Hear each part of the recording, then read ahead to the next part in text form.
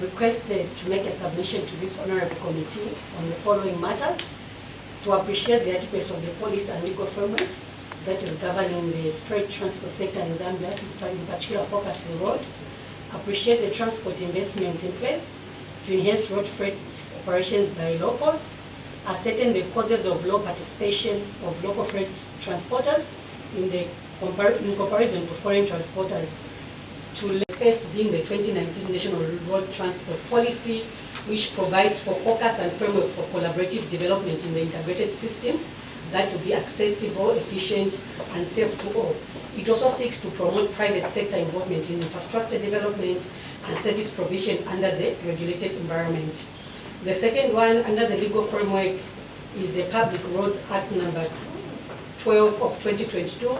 This act establishes RRDA and defines its function to provide for care, maintenance, and construction of public roads in Zambia, to regulate maximum weight permissible for transmission on roads, and to provide for matters connected with and incidental to the foregoing. We also have the National Road Fund Act of 2022. This act establishes the NRFA and defines its functions, that is to establish the National Road Fund and to provide for matters connected with and incidental for the foregoing. And then we have the Zambia Chartered Institute of Logistics and Transport Act of 2014.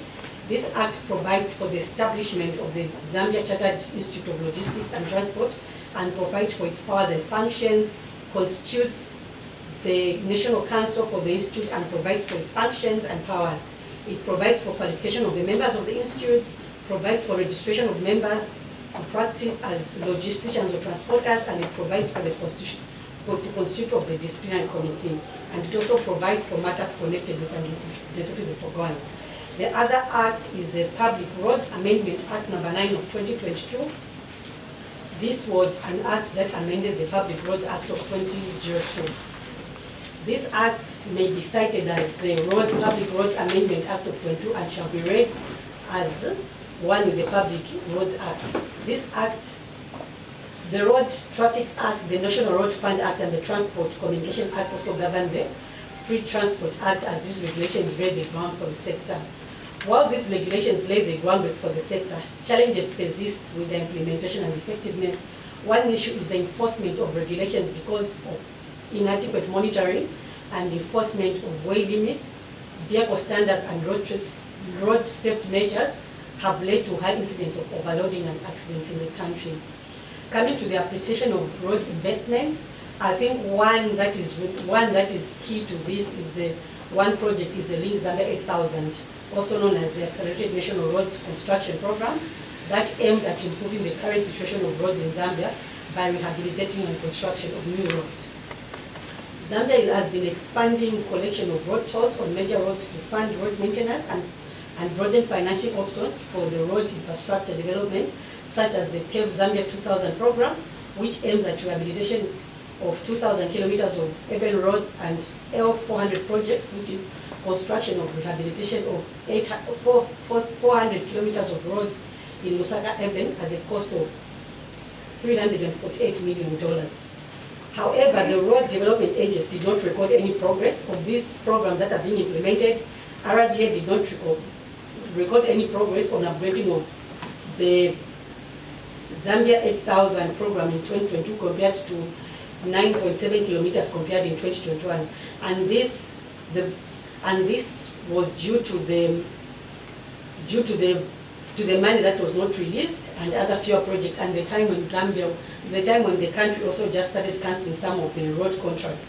Another thing is that in terms of technology, there's a growing trend in the adoption of digital solutions such as freight management systems, which can improve the overall efficiency of the competitive of local freight operations. So these are some of the appreciations that have been happening in the freight sector, which has been the Link Zambia 8000 and associated projects, and also the adoption of digital solutions to ensure that they're seamless in the management of the freight system. So what are some of the causes of the low adoption or the low participation of the local people in this sector? Local transporters face stiff competition from foreign contractors who often have access to more advanced equipment, and international networks, which have resulted in foreign companies being more competitive in terms of pricing and service quality. The local transporters often face difficulties in meeting international standards and quality requirements for cross-border trade. Zambia Transport and Logistic Enterprise have limited capacity to deliver high quality and low cost services that are capable of adding value to the transit flows, which are essential to transform the country into a regional transportation hub. The number of foreign trucks operating in Zambia is higher than those of Zambians because Zambia is a net exporter in terms of freight volumes. I'll hand it over to Ms. Pierce to do the last part. Thank you. Just to go through some of the challenges and opportunities for local freight transporters, some of the significant challenges have to deal with the fact that Zambia is landlocked and therefore bulk cargo from Zambia has to travel quite a long distance before it gets to various transport corridors, and this actually increases the prices of goods in the long run. In addition, there are also disparities in terms of infrastructure, development between urban and rural areas, which actually persist, and therefore they impact the accessibility and affordability of transportation for local freight operators.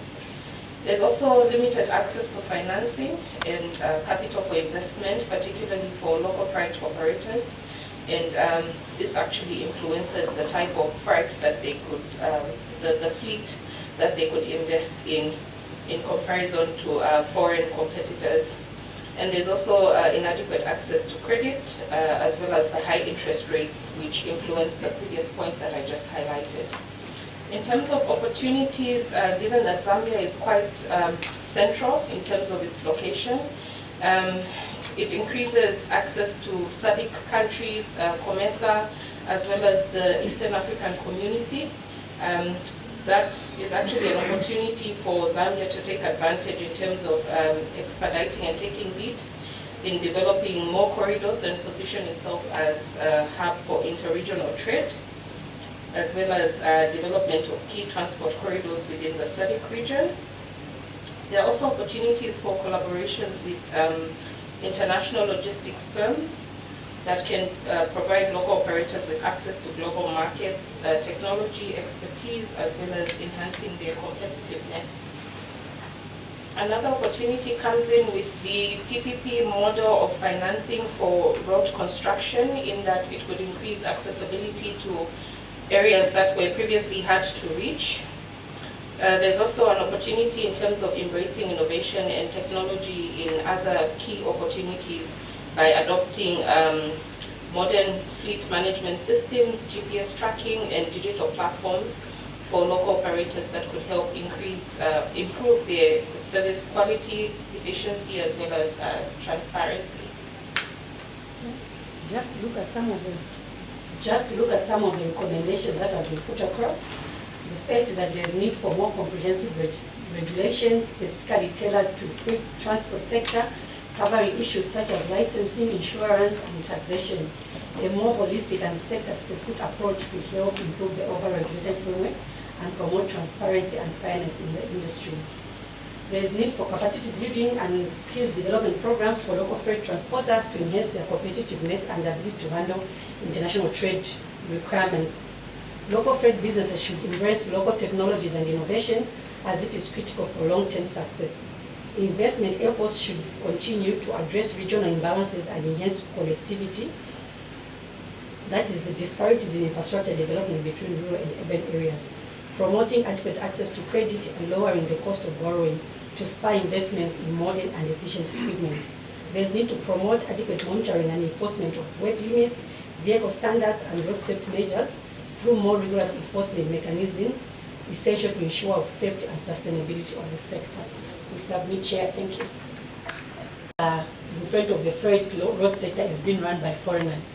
So the law has been provided to say, for transportation as well, like in the petroleum sector, we've kept its percentage to our youths, to the local contractors. But we realize even that enforcement has not been done. So some issues are that the law is there, but administratively, there's no enforcement of such a law. And you've said, well, we said, as much as we are giving people to say, 30%, 20% should be given to local contractors to transport petroleum. But do these people have the available equipment then to be able to sow? Like those are some of the things. So we need as a country to say, as we are preaching the Zambian participation, what are we doing deliberately to ensure that these pronouncements that we've made has come to be enforced? You've already said that Zambia is a road sector. We've said that 30% of goods should be moved on rail. But the kind of rail that we have eventually also makes us not enforce such a provision. So then there's supposed to be deliberate moves to ensure that some of those provisions of the law that are already provided are able to be enforced. So it's issues of administrative. I think in our submission you said issues of monitoring are a problem. So if you do not monitor what you've already pronounced, then the issues of enforcement and implementation becomes a problem. Thank you. Funding of these projects, particularly infrastructure projects, can be a problem in a country where you are constrained fiscally. And so PPP comes in, you said, as an option for funding. Now, I have seen a road on the Copper Belt from Chingola into Chikilabombe, and I hear that's a PPP. I have also heard about the Lusaka Ndola to Carriageway. I hear it's going to be a PPP. PPP in the sense that this road will literally be transferred to the concessionaire. Government will concession this piece of land to the concessionaire for 25 years, isn't it? Don't you see a risk, a huge risk of investment by those concessionaires? Because according to the Republican Constitution, Article 210 requires that disposals of major assets, transfers, sale, should be decided by a two-thirds majority of the National Assembly. Am I correct to say that you are suggesting that the foreign trucks must have a different road user rate, for example, at the toll gates or at the inland, different from the local transporters? Is that what you are suggesting here? As alluded to by Honorable Member for Local Social said that the freight subsector in Zambia is being run by foreigners. And realizing the amount of funds that they pay towards the toll fees, over the years we feel there's need to increase that they pay something different. As much as we are a liberal economy where we've signed, I know we've signed all these memorandum of understanding between countries and within SADC and within COMESA, but also the roads, our roads are really deteriorating at a higher rate. Look at the trucks that are coming from the Congo, going into Zambia, going to South Africa. And that road already, we are saying it's under a PPP. It's being maintained, but the lifespan of that road might even be damaged before this 25 years concession